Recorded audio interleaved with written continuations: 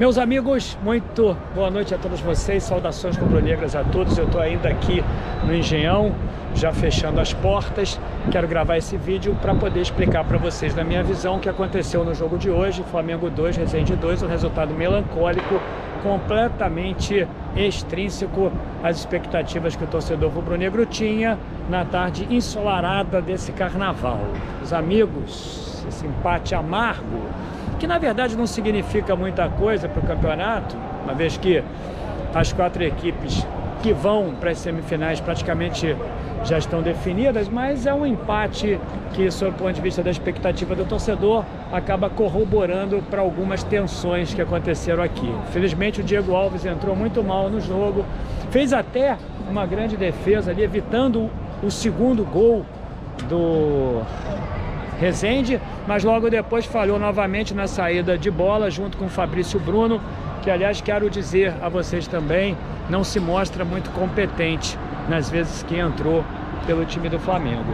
O time do Flamengo criou muitas oportunidades de gols, o Flamengo construiu muito pelo meio, através de triangulações, associações, por isso que eu não posso, com exceção de um item que eu vou aqui lhes dizer, não posso botar a culpa no Paulo Souza, porque o time perde inúmeras oportunidades, perdeu o Gabigol inúmeras vezes, perdeu oportunidades o Bruno Henrique, o Pedro também, o time do Flamengo com esse problema de rematar as oportunidades em gols. Eu quero dizer a vocês que com muito treino, talvez com muita concentração, o Flamengo possa mudar esse quadro, mas lamentavelmente, meus amigos, o que eu tenho aqui para lhes dizer é que isso já é uma tônica. Aliás, desde 2020, o Flamengo perdendo muitos gols, mas mesmo assim, jogando de pé em pé, conseguia envolver a marcação muito complexa por parte do time do Resende, que veio aqui para empatar e saiu com o resultado que esperava ter. Quase que sai com uma vitória de 2-0, o Flamengo no final conseguiu reagir, aliás, conseguiu botar dentro do gol as oportunidades que acabou criando. Alguns destaques importantes dessa partida: o Léo Pereira hoje entrou no centro da zaga, contribuiu com bons passes. O Rodinei jogou muito bem hoje. O Rodinei vem se firmando na equipe do Flamengo como um importante ala direito. O Everton Ribeiro praticamente não existiu, porque o Flamengo jogava muito pelo lado direito no primeiro tempo e no segundo tempo também. E o Everton Ribeiro praticamente apagado na equipe, não porque ele tenha jogado mal, mas porque o Flamengo insistia em jogar ali pelo lado esquerdo. Fez isso durante o jogo todo.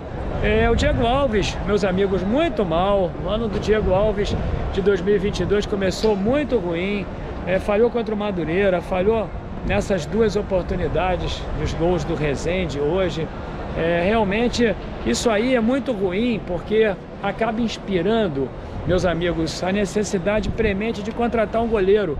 E aí o Flamengo, meus amigos, pode acabar se precipitando, como eu acho que é uma grave precipitação a contratação do goleiro Santos. O Flamengo tem que esperar mais um pouco para poder fazer com planejamento, fazer com cuidado para não trazer um outro jogador que seja do mesmo nível ou até inferior dos nossos 2 goleiros. O Diego Alves realmente numa fase muito ruim e o Paulo Souza pôde atestar isso dentro do campo. Paulo Souza muito enérgico aqui, reclamando bastante do time, mas acredito ele deva conceder uma entrevista que eu vou reagir amanhã a ela. Eu vou comentar sobre essa entrevista amanhã, justamente para poder lhes dizer o seguinte, que ele certamente vai falar das oportunidades que o time criou, e eu já vi a movimentação de alguns jornalistas aqui perguntando para ele novamente sobre essas oportunidades criadas e o que fazer para que isso possa ser minimizado. Não sei se é um problema de concentração, não sei se é um problema de habilidade mesmo, um problema técnico que o Flamengo vem enfrentando, mas o fato é que isso tem que diminuir. Isso tem que diminuir porque, meus amigos, construir jogadas importantes o Flamengo está fazendo, mas assinalá-las em gol realmente é um grande problema. O De Arrascaeta, como sempre, fez um golaço aqui, entrou muito bem.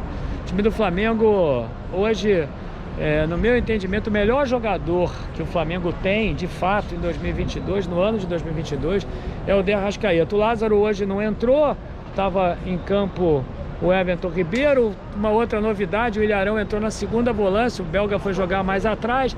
Novamente aqui eu quero falar do belga, o belga sempre se livrando da bola, não construindo as jogadas, não corroborando a construção das jogadas, sempre dando toques. O companheiro belga apresenta um futebol, meus amigos, de toques muito rápidos, ou seja, não é aquele volante construtor, aquele volante que tem habilidade para poder fazê-lo. Algumas notas que eu diria sempre tristes, mas que no meu entendimento fazem com que a torcida do Flamengo tenha razão. A torcida do Flamengo vem aqui num sábado de carnaval para poder testemunhar a vitória, ver o time logo de início tomando um gol numa entregada fatal do Diego Alves.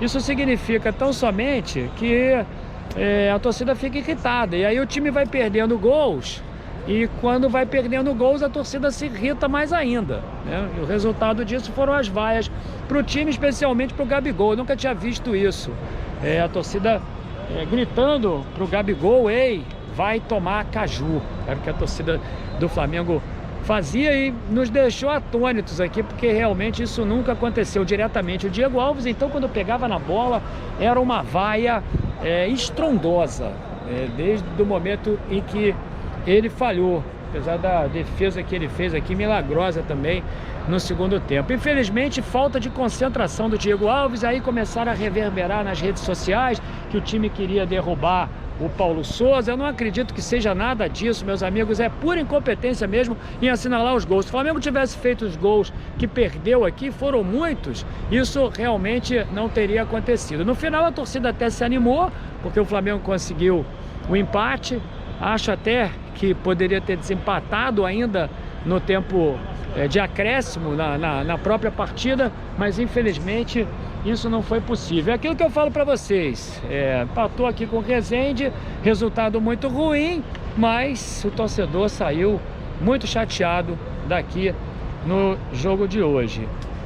O que eu penso é o seguinte: a torcida do Flamengo, meus amigos, ela atravessa uma nova fase. A torcida do Flamengo não está disposta a passar pano esse ano. A torcida do Flamengo não vai tolerar realmente aquilo que aconteceu no ano de 2020 e 2021. A torcida do Flamengo quer títulos, a torcida do Flamengo sabe que esse elenco é grandioso demais, a torcida do Flamengo sabe muito bem que esse elenco é muito caro, a torcida do Flamengo sabe que tem o melhor elenco do Brasil. A torcida do Flamengo, na semana passada, há exatos 7 dias, testemunhou aqui, meus amigos, aqui não, lá em Cuiabá, onde eu estava também, o Flamengo perdendo também uma miríade de gols, tendo a oportunidade de